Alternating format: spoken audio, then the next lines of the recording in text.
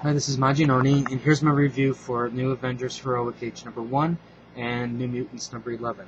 I'm going to do this one last, because I like that one more. Okay, anyways, on with the New Avengers.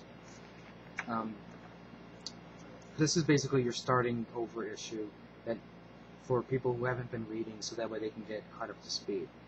You have, at the very beginning, Doctor Strange meeting Damien Hellstorm, son of Satan, because basically there's something going on with the mystic world, and what was wrong is actually Damien Hellstorm is possessed, and then now he's taking care of Doctor Strange. Then we go to the party for, let's all have some non-alcoholic beverages and tea and cake and have a picnic type thing on top of the tower, have some fun. Now, if you notice in the background, I think there's some Easter egg type characters, because like you have Hellcat here, and now Hellcat, she really didn't do much in Secret Invasion, but she's there, and I think she's probably the tide to bring in Damien Hellstorm.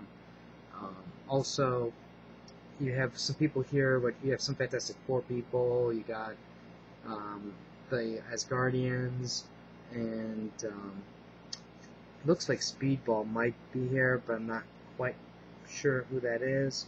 But the real surprise one was where did she go? Right here.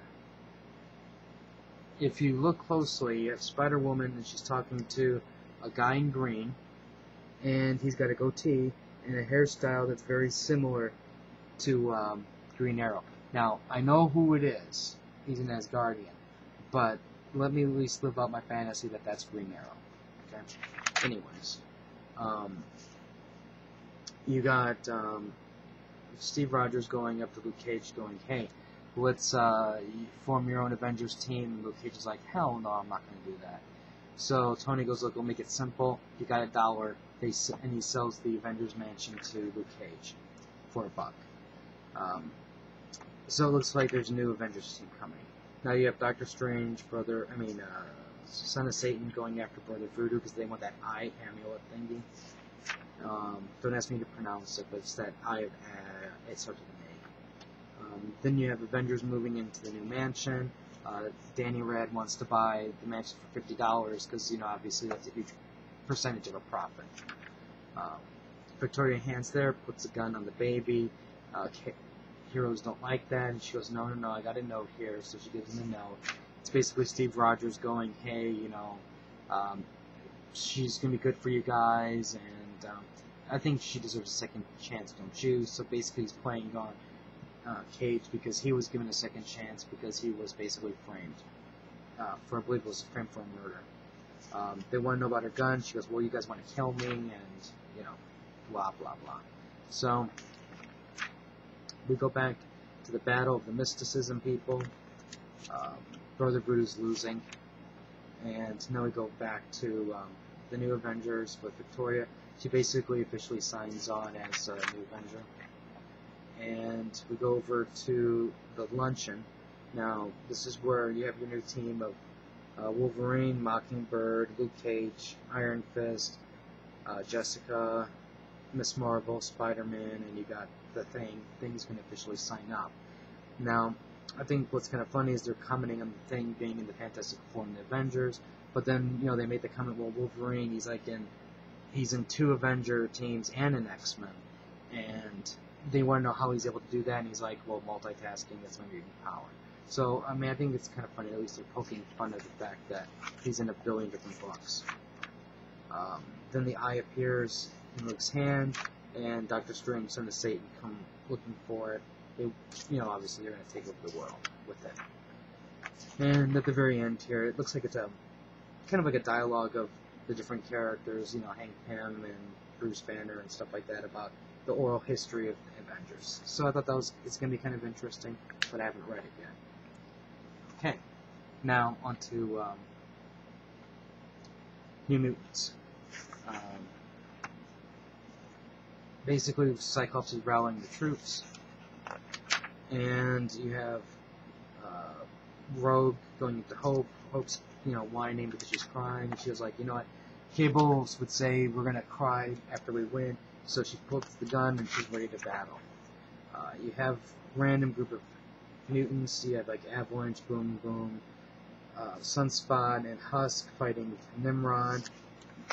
And over here we have really cool scene where you have Nimrods attacking. You have Colossus and Submariner. They're eventually getting overwhelmed because the Nimrods are coming through faster. The Nimrods hold down Colossus and then proceed to break his arm. I thought that was really cool because I don't think that's ever been done before. Going over here, the X-Force team in the future, they're basically sneaking into the complex. And you have a change with Doug Ramsey. Seems a little bit different, but I understand he's dead and he's not going to be the same as he was before. But now he's able to, I don't remember him being able to communicate with the machine. I remember him before being able to read languages, but not talk. So I thought that was kind of cool. Then we go back to the present. You have David, Legion, who was convinced by Professor X to join their cause. And if you remember, Legion can access different personalities, and these personalities get, different mutant powers. So in a sense, he's kind of like a game. He's going to turn the tide of battle, but I think only in the sense of he'll provide extra time. And that's time that they're going to need for the X-Men in the future to do what they need to do. He accesses the Nimrods adapt, so he accesses the drunken pirate and spews acid-like stuff out at them. And luckily about that time, reinforcements arrive to help out Colossus. Then we go back into the future. X-Force team sneaks into the complex. They see that there's two master molds. One master mold is sending the Nimrods through, and they're worried. And then there's the other one that's not really doing anything. And they're like, well, obviously the one that we have to go is the one on the left because it's producing Nimrods. The other one is just looking. But it starts going, basically eyes light up, and that's what he's starting to worry about. At least Logan is. I'm also kind of interested in this. I wonder if it has much to do with the Excalibur storyline with the vampires, which was really cool, but unfortunately was canceled because nobody was buying it. We have a group of mutants, Headhunter, I forgot him, it looks like some armadillo type dude, Random, Toad. This guy gets killed, Toad loses some fingers, Beast basically says his goodbyes because he's going to go off to fight to die, and Magneto goes, no, I'm going to go, you stay here, you do your job, take care of the hero, the wounded. So I think this part's going to be cool. I think, again, Magneto is going to turn the tide of battle just in the sense to give him more time.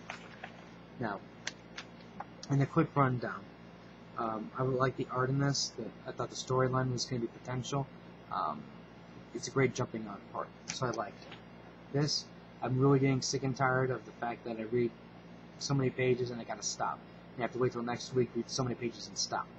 I'm still gonna buy it because I like it, but I'm gonna buy the trade when this comes out and read the trade from start to finish and really enjoy the story a lot more. So at least these two books, they're both wins for me. If you have any questions or comments, feel free to leave them on the side. Tell me which Avenger would you have liked to see that wasn't added.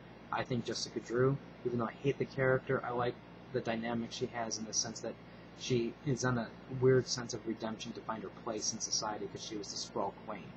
If you have any other questions, feel free to put them on the side and subscribe to the channel, and until next time.